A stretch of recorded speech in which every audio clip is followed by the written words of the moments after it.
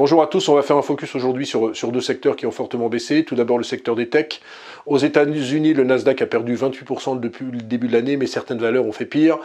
Regardez Snap cette semaine, ils ont annoncé que les revenus du deuxième trimestre seraient inférieurs aux attentes. Du coup, l'action a perdu 43% en une séance, moins 70% depuis le début de l'année. Netflix, c'est pareil, moins 72% depuis le début de l'année.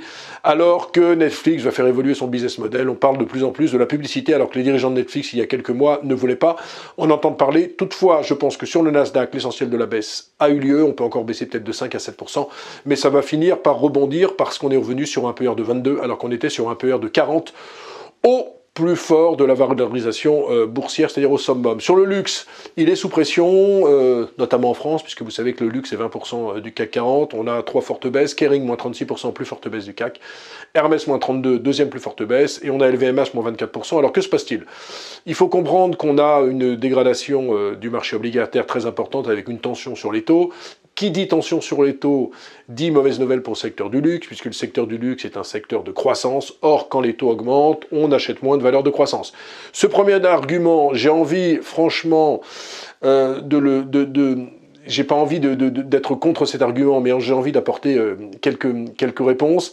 En réalité, sur le marché obligataire, on a vu une nette dégradation sur le 10 ans américain. Il est monté à 3,20. Là, on est sur des niveaux de 2,90%. Moi, il me semble qu'il n'y aura pas de forte tension obligataire pour le moment, dans la mesure où on a le sentiment que la récession l'emporte sur l'inflation. Et donc, ce prisme par l'obligataire n'est pas une bonne raison pour ne pas acheter du luxe. L'autre raison, c'est la Chine. On voit que la Chine ralentit fortement. Certains parlent de 4% de croissance cette année, alors que le gouvernement prévoit 5,5%. Mais pour moi, le confinement, ça va quand même être bientôt fini, parce que les autorités chinoises ne peuvent pas se permettre d'avoir une économie qui ralentit, ou alors ils vont faire de la relance monétaire et de la relance budgétaire. Donc là encore, je pense que sur la Chine, les mauvaises nouvelles sont largement intégrées dans les cours.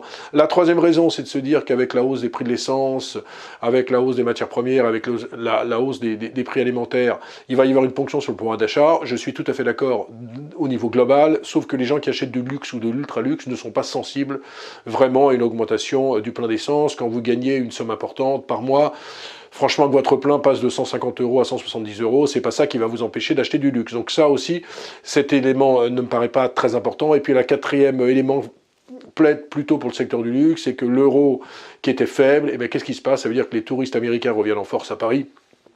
On a vu que la semaine dernière, il y avait beaucoup de touristes américains qui étaient dans les boutiques de luxe, qui achètent. Donc, en fait, pour moi, si vous voulez, je sens avec ce prisme que le secteur du luxe est plutôt mûr pour un rebond. Je ne serai pas du tout vendeur sur le secteur du luxe.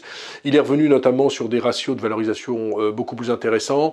On est notamment sur un PER de 22 dans le secteur du luxe d'un point de vue global. C'est sûr que c'est plus cher que les 14 du CAC 40, mais c'est beaucoup moins cher que le pic où on était sur un PER de 40. Donc en conclusion, sur les valeurs américaines, sur les techs, on va être mûr pour un rebond.